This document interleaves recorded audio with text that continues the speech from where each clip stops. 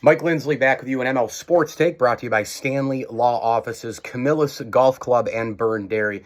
Does anybody else think it's freaking hysterical that Brian Daboll, on his way out the door to the New York Giants, there was a little bit of a noted, declaration that the working environment wasn't quite that great in Buffalo. Him and McDermott were at odds, blah, blah, blah. Now, look, I have no doubt that McDermott can be a pain in the ass, especially when dealing with an offensive coordinator as, witty and bright and creative as Brian Daboll. In terms of McDermott being a defensive coach, his mentality is different than an offensive coach.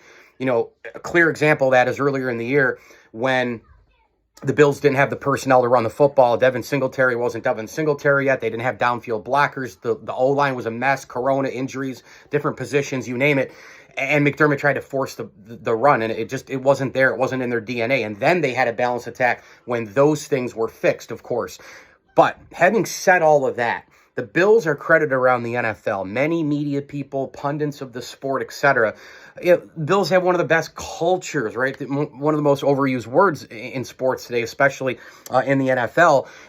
But we hear about that, right? Like McDermott and Bean and the culture, and everybody loves each other and all this sort of thing. And look, you have problems, you have challenges, but the Bills are credited with that. People inside the walls, people inside the franchise, people inside, the closed doors. They all say that. And so what am I getting at? It's a little hysterical to hear Brian Daboll talk about how the working environment maybe wasn't that great with Sean McDermott, and then yet right after he gets hired by Joe Schoen as the head coach of the Giants, Ken Dorsey's like, sweet, I want to stay. I'll be the OC.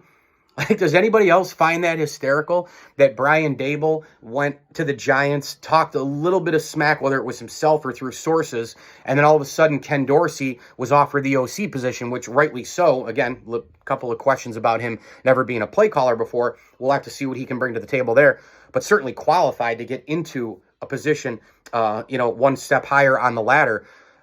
Ken Dorsey took that job without even batting an eye.